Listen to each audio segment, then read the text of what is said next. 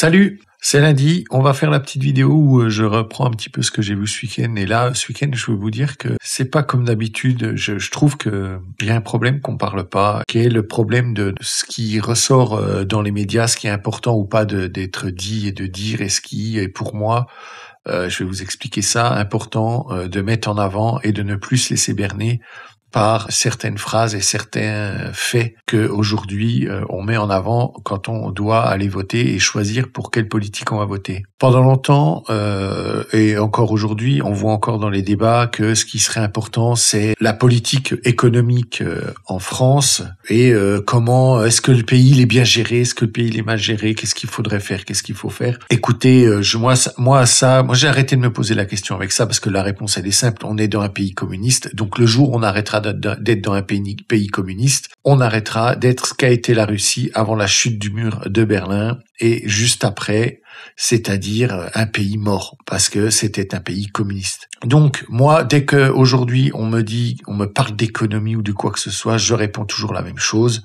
On est dans un pays communiste, c'est normal, ça ne marche pas, on le sait, ça ne sert à rien d'essayer de se battre contre ce genre de choses. Par contre, il y a une chose qui est assez grave aujourd'hui et c'est quelque chose que on met un petit peu sous le tapis, que bien sûr tous les médias, ça c'est la dernière chose pour laquelle ils ont envie de parler, envie de communiquer, c'est toute la transformation de notre pays et bien sûr l'endoctrinement qui est fait autour de ça jour après jour, qui nous mène d'ailleurs à ce qui se passe déjà, j'en ai déjà parlé en Angleterre. On va commencer avec ce que dit Thierry Marx sur le fait que on a besoin de travailleurs. Des difficultés donc de fréquentation, mais aussi de recrutement. Difficile de trouver des saisonniers pour l'été, mais même de manière plus générale sur toute la saison.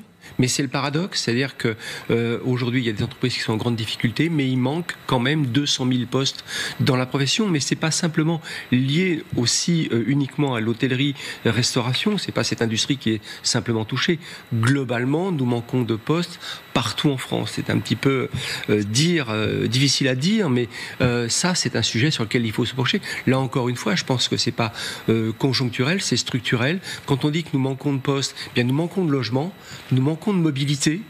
Et là, c'est pour ça que l'UMIH a passé des partenariats, notamment avec Action Logement, pour aider, à la garantie, ce qu'on appelle la garantie Vissal, pour que ces jeunes gens, quand il n'ait pas de garantie à déposer quand ils louent un appartement, et puis de faire construire du logement social pour nos saisonniers, parce que tous les saisonniers sont touchés. Aujourd'hui, le manque de logement, le manque de mobilité fait que nous peinons, comme toutes les autres industries d'ailleurs, à recruter. Donc voilà. Ce que nous dit Thierry Marx, en gros, c'est le problème, ce n'est pas ce que je vais vous dire juste après, c'est qu'en gros, il n'y a pas assez de HLM, pas assez de social, voilà. Donc, on nous vend encore leur histoire de social. Il nous dit qu'il manque 200 000 personnes. On a plus de, si on prend les gens qui sont au chômage, ceux qui ne travaillent pas, on est aux alentours de 15 millions de personnes en France qui n'ont pas de travail. Et il nous dit que on n'arrive pas à trouver 200 000 postes. Non. En fait, ce qu'il est en train de nous dire, c'est pas qu'il ne trouve pas 200 000 postes. C'est que oui, il ne peut pas trouver 200 000 postes à 1 400 € par mois dans des régions où le moindre 20 mètres carrés à louer se loue 1 000 €. C'est ça, en fait, le problème. C'est que ces gens-là veulent des travailleurs pas chers, veulent des esclaves, en fait. C'est tout ce qu'ils veulent. Ce ne sont pas des gens qui réclament plus de travailleurs, en fait. Ce sont des gens qui réclament plus d'esclaves. Donc, on doit créer des logements sociaux miteux, mal isolés, comme on a toujours fait dans ces logements sociaux, qui seront, encore une fois, payés, donc, en partie par l'État, c'est-à-dire par ceux qui travaillent, pour leur permettre à tous ces petits bobos-là de nous servir leur bouffe aux petits oignons 3 étoiles, voilà, pour avoir dans leur cuisine des gens issus de l'immigration, pour la plupart, qui n'ont peut-être pas de papier ou qui sont peut-être dans l'illégalité ou voire vont réussir à avoir un contrat de travail mais qui seront payés à coups de lance-pierre et qui vont nous dire que c'est parce que les Français sont pas courageux. Non, c'est faux, monsieur Marx. Ce qu'il faut que vous fassiez, c'est, je vous garantis, mettez une annonce à 3 000 € par mois. Vous trouverez quelqu'un. Aujourd'hui, vous allez au restaurant, vous êtes 4. Quand vous mangez simplement que vous voulez entrée, plat, dessert, vous n'en pouvez pas en avoir pour moins de 120 à 150 €. Là, on est en train de nous dire, monsieur Marx, qui lui est dans des restaurants où le menu est à 150 à 300 euros, ils ne peuvent pas payer des gens pour qu'ils puissent se loger. Voilà ce qu'il est en train de nous dire. Ils veulent des esclaves comme d'habitude. C'est pour ça qu'ils réclament plus de HLM, parce que quand il dit HLM, il sait très bien pour qui ça va être, il sait très bien que c'est pour l'immigration. Donc ça, c'est le premier, la première chose qui est aujourd'hui de l'endoctrinement qu'on nous fait sans arrêt à nous dire oui, en France, c'est pour ça que là les droits du chômage ils les fracassent, parce qu'en fait ceux qui sont au chômage c'est ceux qui bossaient, et ces gens-là ils veulent les mettre encore plus au boulot parce que ils veulent qu'ils bossent pour des clopinettes. C'est ce qui s'est passé en France depuis des années. Quand vous allez dans des pays où les salaires sont plus élevés, où les salaires ont atteint des sommes, on prend souvent l'exemple de la Suisse qui est un pays qui rémunère extrêmement bien ces gens.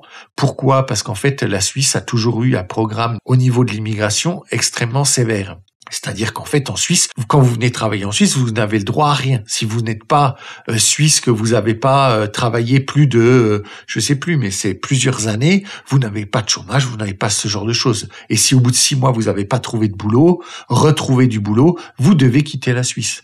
Donc, on se retrouve avec des patrons qui sont obligés de payer leurs employés parce que les employés, là où ils habitent, la vie a un coût. Et donc, ils demandent un salaire en fonction de ce coût. C'est pour ça que les salaires en Suisse sont de l'ordre de 4 000, 5 000, 6 000 euros pour des jobs qui vont de sans diplôme à bac pro, je dirais. Le souci qu'on a en France, c'est bien entendu la surtaxation. Mais ça revient à encore une chose, ce que je vous disais en début de vidéo. Pays communiste.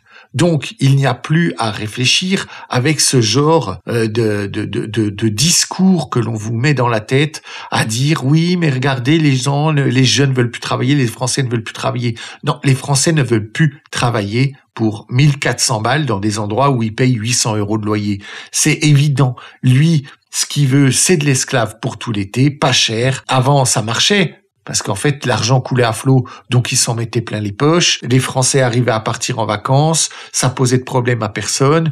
Les gens qui étaient là-bas qui bossaient là-bas arrivaient quand même à se loger, ils se débrouillaient. Mais aujourd'hui, ce n'est plus le cas, il n'y a plus d'argent. Et du coup, car le communisme, le communo-gauchisme a tout détruit en France, et aujourd'hui, on commence à payer les 45 ans de gauche qu'on a fait ces dernières années. D'ailleurs, juste un petit mot avant qu'on reparte sur une autre vidéo. Je suis en train de préparer ma série de vidéos sur la gauche et sur toute la manipulation qui a été faite depuis maintenant je remonte jusqu'à la Révolution. Je vais tout expliquer. Je vais tout mettre à plat. Donc, si vous ne voulez pas rater, c'est pour bientôt. Abonnez-vous, mettez la petite cloche, comme ça vous aurez les notifications. Je vous garantis que vous ne serez pas déçus par cette série.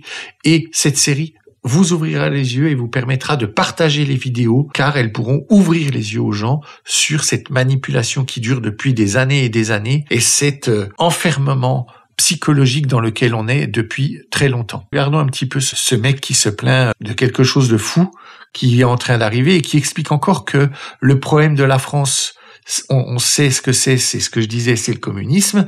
Regardez un petit peu ce qui nous prépare. Est-ce qu'on se fout de ma gueule? T'as vu ce que c'est ça? C'est des récupérateurs d'eau. Tu vois, moi je m'en sers pour arroser mon petit potager que j'ai là ici.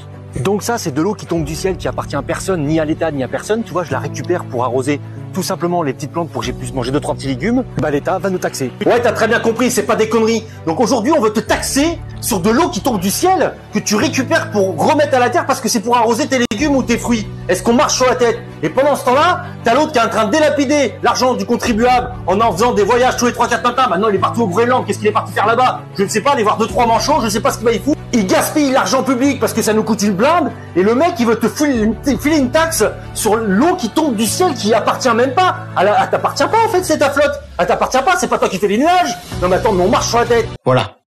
Donc on en est à des considérations comme ça. Donc je vous le dis, le problème c'est pas les programmes politiques qui vous parlent et qui mettent en rapport l'économie, le blablabli, le blabla, tout ça c'est du blabla. Ce qu'on est en train de nous faire, c'est nous pomper jusqu'à l'os parce qu'ils savent que tout est en train de s'effondrer et ce qu'ils veulent, c'est nous détruire. Et d'ailleurs, je vais revenir sur ce que disait un homme politique, je crois bien que c'était Bayrou, qui disait que la France, on était toujours bien noté et on arrivait à emprunter pas cher parce que on était capable de mettre en place de la taxation importante en France. Voilà pourquoi ça ne s'arrête jamais, en fait, la taxation, et pourquoi ils augmentent toujours, parce qu'ils ont prouvé à l'Europe qu'ils sont capables de nous voler facilement. Voilà, et maintenant, j'aimerais vous parler de ce qui est pour moi la chose importante par rapport à tout ce qui se passe en Europe, car oui, quand on dit en France, on peut dire en Europe maintenant, vu que c'est eux qui contrôlent tout et que ça fait des années qu'ils nous préparent ce qui est en train d'arriver. Vous savez, quand une dictature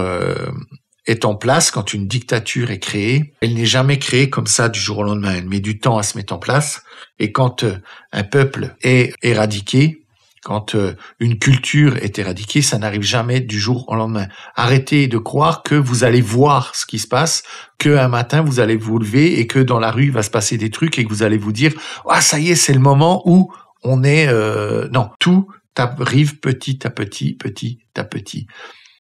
Dans toutes les dictatures, la première chose qu'ils mettent en place, c'est bien sûr vous faire croire que vous n'êtes pas dans une dictature. La deuxième chose qu'ils mettent en place, c'est s'assurer que dans vos lieux qui sont un petit peu à l'écart, c'est-à-dire des lieux un petit peu plus privés, même si c'est quand même le travail, mais c'est pas tout à fait privé, c'est quand même des lieux où, pendant longtemps, dans un pays libre, on se sent à l'abri. C'est-à-dire qu'on peut parler librement, on va pas avoir la Gestapo qui va venir, ou la police de l'État qui va venir vous dire, la police de la pensée qui va venir vous dire, attendez, ça, vous n'avez pas le droit de le dire parce que vous n'avez pas le droit de le penser. Là, on va revenir sur une élue de la mairie de Chevilly-Larue a été licenciée pour avoir dit qu'il est impossible de changer de sexe. Son dénonciateur, un professeur de Saint-Denis, se dit fier de l'avoir dénoncé. La question n'est pas de savoir si ce qu'a dit cette femme, c'est juste ou pas. La question est juste qu'elle a le droit de le dire, quoi qu'elle veut dire. Ce qu'elle a dit là n'incite pas à la haine, il n'y a rien du tout. Elle a donné son avis et cette femme, parce qu'elle a donné son avis, a été suspendue. Et on a ce professeur fier de l'avoir dénoncé. C'est comme ça qu'une dictature s'instaure.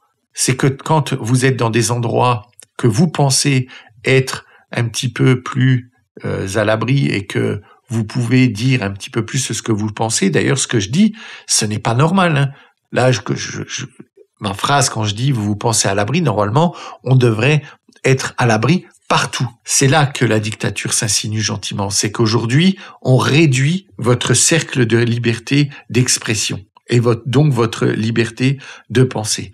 Demandez aux gens qui ont vécu dans les pays de l'Est et qui ont subi comme ça des dictatures, la chose qu'ils vous disent, c'est que à des moments, comme en Roumanie, quand vous étiez à table avec entre 3 et 4 personnes, autour de la table, il y avait forcément une personne qui était de la police du gouvernement et qui allait vous dénoncer, en fait. Quand je dis police du gouvernement, ça veut dire pas de son plein gré, elle n'est pas engagée par le gouvernement, mais ça veut dire qu'elle sera prête à vous dénoncer. Voilà ce que c'est une dictature. Une dictature, ce n'est pas ce que vous pensez. Une dictature, ce n'est pas des gens qui vous interdisent en mettant des flics partout dans la rue, en mettant des micros chez vous, en mettant tout et en vous empêchant comme ça, physiquement, directement, de vous interdire de penser. Non, on vous fait croire que ce que vous dites, c'est le mal.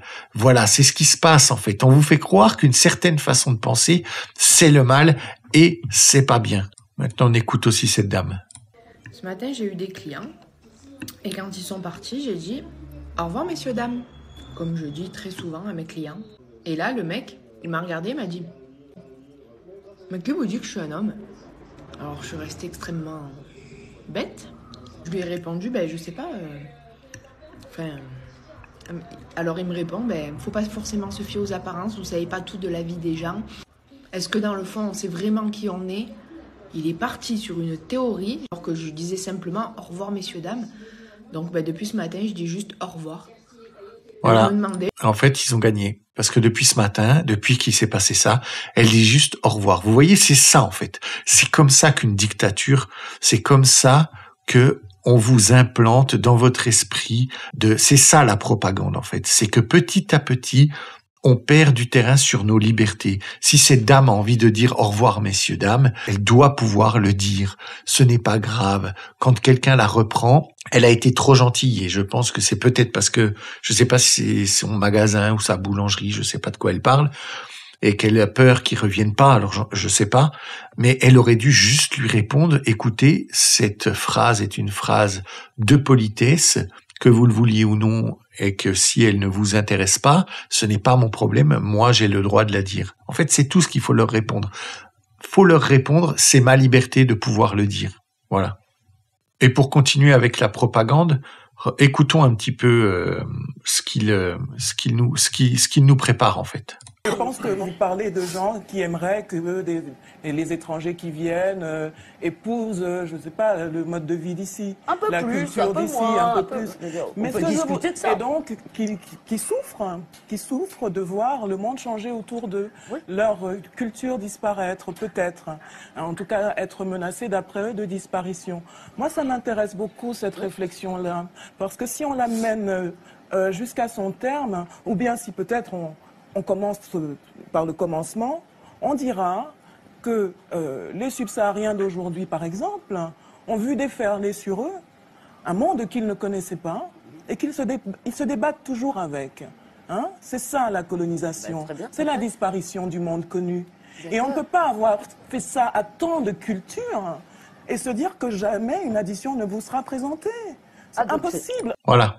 Quand elle dit ça, en fait, elle nous parle du fait qu'on les a colonisés. Donc, on doit payer l'addition. Donc, déjà, elle est dans un esprit de revanche et de haine envers des gens qui ne sont pas responsables. Nous ne sommes pas responsables de ce qui s'est passé. J'aimerais lui faire remarquer aussi, n'oublions pas ça, que la colonisation est un fait de gauche. Aller s'occuper de ce que font les autres pays, faire de l'ingérence dans les autres pays, elle veut très clairement amener des gens qui seraient donc haineux et qui ont une revanche à prendre et dire aujourd'hui vous allez payer. En fait, c'est ça qui se passe. Et pour vous dire un petit peu que toutes ces paroles là, toutes ces paroles de haine qui sont mises en avant par certaines personnes, qui nous font croire, qui nous font culpabiliser, parce que quand elle le dit, elle nous fait genre regardez, nous on a souffert, c'était pas bien. Bah oui, on le sait que c'était pas bien, c'est pour ça qu'on a arrêté de le faire, et c'est pour ça qu'il ne faut plus le refaire. Par contre, ce qu'elle nous dit, c'est qu'il faut qu'on paye. Mais qu'on paye quoi en fait? Qu'on paye quoi, madame?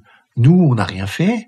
Allez vers ceux qui ont fait ce qui... Ah bah oui, ils sont plus là, ils sont morts. Bah oui, parce que c'est vieux, c'était avant. Et ça, c'est ce que l'Occident a arrêté de faire. C'est pour ça qu'on a créé la justice. C'est pour ça qu'on a arrêté la loi du talion et que la religion chrétienne nous a sortis de ça. C'est pour ça que la religion chrétienne parle de tendre la joue gauche. Ça ne veut pas dire qu'il faut se laisser frapper, tendre la joue gauche. Ça veut juste dire qu'il faut sortir du cycle de haine pour arrêter d'en vouloir à ton arrière-arrière-arrière-grand-père a fait ça, alors toi aussi, je te veux la guerre, je te veux... C'est de ça que l'Occident est sorti, et c'est pour ça qu'on a réussi à s'élever au point où on s'est élevé. Ces gens-là n'ont pas réussi à sortir de ça, sont encore là-dedans, sont culturellement et psychologiquement encore arriérés, ont du mal à sortir de ce tribalisme et de continuer la haine de génération en génération, ce qui est un des pires fléaux des sociétés pour qu'elles puissent s'en sortir. On ne peut pas s'en sortir tant qu'on est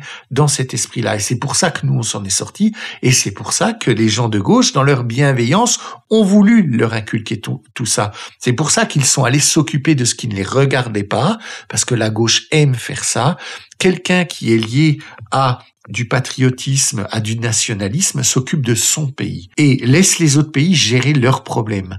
Il y a que la gauche bienveillante qui parle sans arrêt de ce qui se passe dans les autres pays. Est-ce que ça fait pas 45 ans en France qu'on nous parle sans arrêt des autres pays qui souffrent, que ceci, que cela, parce qu'ils se mêlent de ce qui ne les regarde pas. Et en parlant quand elle nous dit à un moment faut payer l'addition, j'espère que c'est pas de ça qu'elle nous parle.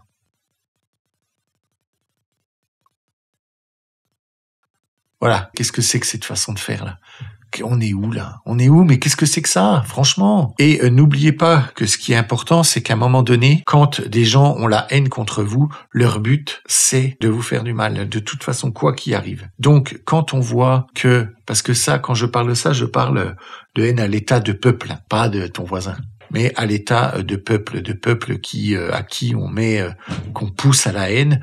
Eh ben, on se retrouve dans des situations comme ça où des gens dans la rue se font fracasser, se font complètement à plusieurs, on leur saute dessus, et je vous mets pas le son, hein, mais la personne qui filme se marre, la personne qui filme prend plaisir à filmer ça.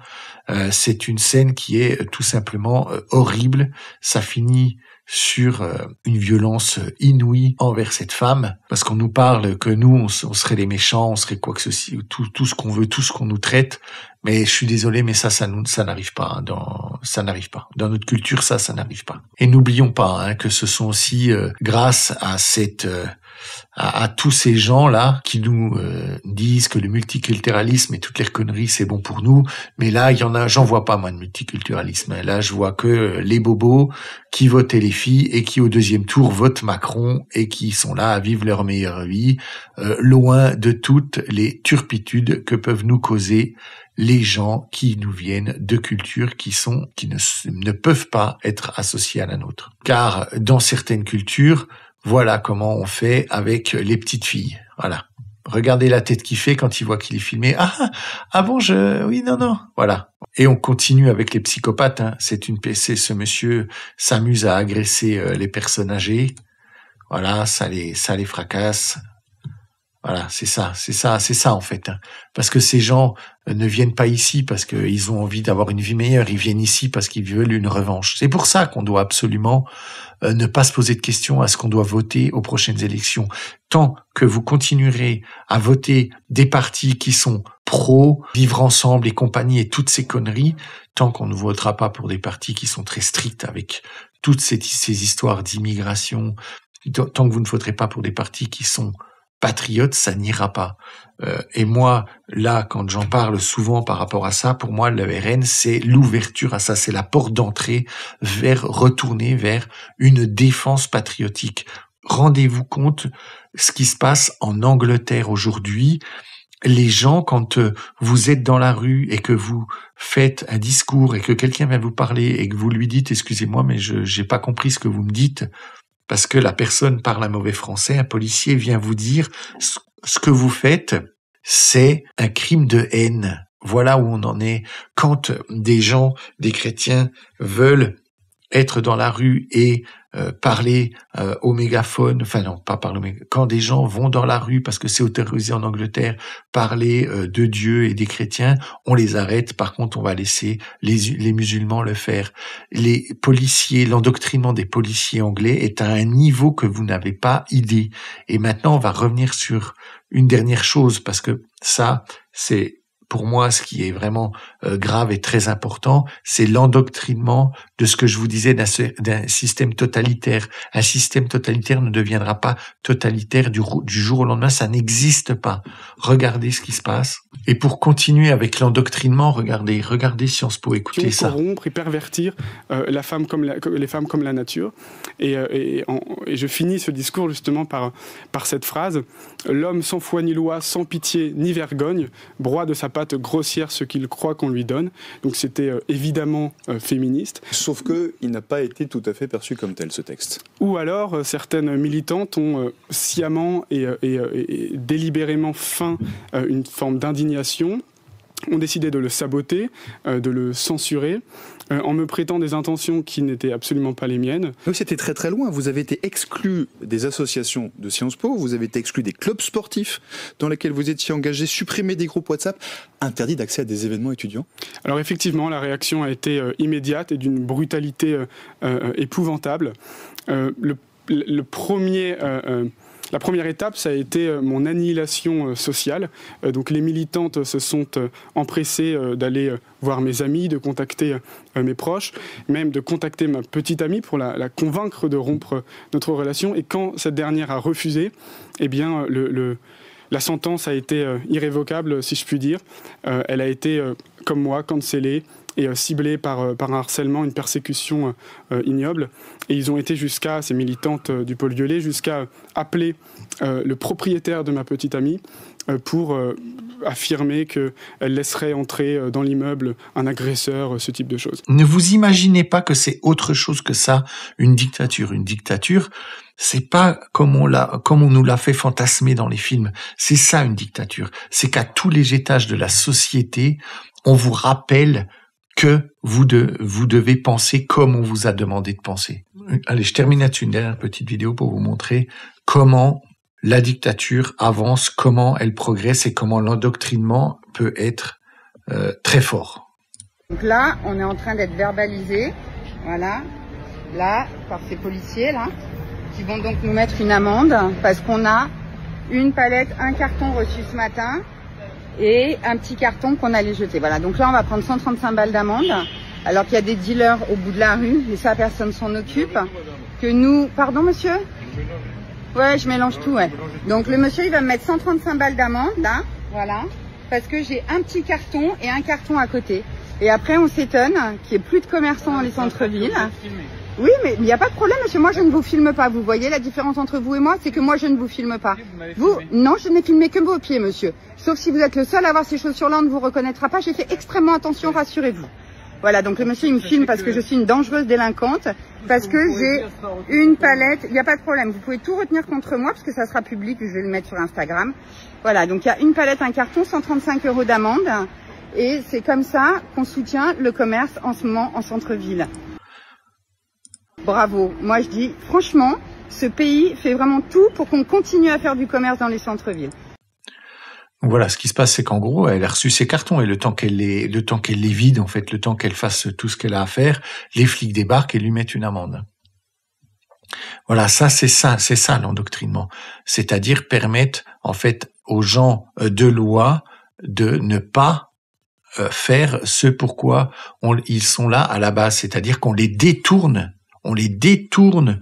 de leur fonction de base pour qu'ils servent et qu'ils deviennent une police politique. Là, en l'occurrence, c'est de la taxation facile. C'est ce qui se passe aussi avec la RATP.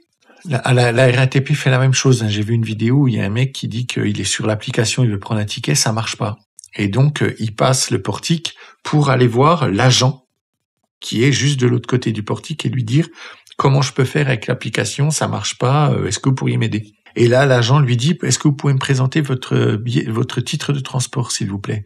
Il dit, non, justement, je viens vous voir parce que j'ai pris mon titre de transport sur l'application, mais je suis pas sûr qu'il soit encore, que ce soit bon parce que des fois ça bug. Est-ce que vous pouvez me confirmer? Et elle lui dit, écoutez, monsieur, vous avez passé le portique, mais vous n'avez pas de titre de transport, donc c'est 60 € d'amende. Voilà, donc on est à ce niveau-là aujourd'hui, on est à ce niveau-là de taxation, on va taxer toujours les mêmes, et ne vous en faites pas, l'Angleterre l'a fait, et en France on arrivera à la même chose, c'est-à-dire que le blanc sera chassé, le blanc sera poussé à la faute, le blanc sera l'ennemi public. Toute personne qui sera patriote et qui ne voudra pas accepter que oui, vous vous ferez agresser, oui, l'État ne s'occupera plus de tout ça, vous êtes là juste pour cracher le fric et ne pas penser autrement que ce qu'on vous dit, c'est ça en fait, c'est ça qui est en train de s'installer en France, et c'est pour ça qu'il ne faut pas voir le vote de 2027 comme un vote où on réfléchit à ce qui se passe, on réfléchit à est-ce que c'est le meilleur parti par rapport à ci, le meilleur parti par rapport à ça. La seule chose qu'il est importante de se mettre dans la tête, c'est notre défense. Quel parti sera le plus à même de nous défendre? Et pour le moment, celui qui a le plus de chances d'être élu et qui est le plus à même de le faire, c'est le RN. Et ne vous en faites pas sur ces positions économiques. De toute façon, rien ne pourra être pire que ce qui a été fait jusqu'à maintenant, car rien n'a été fait et tout a été fait pour couler, pour détruire le pays, pour le rendre plus autoritaire et plus totalitaire.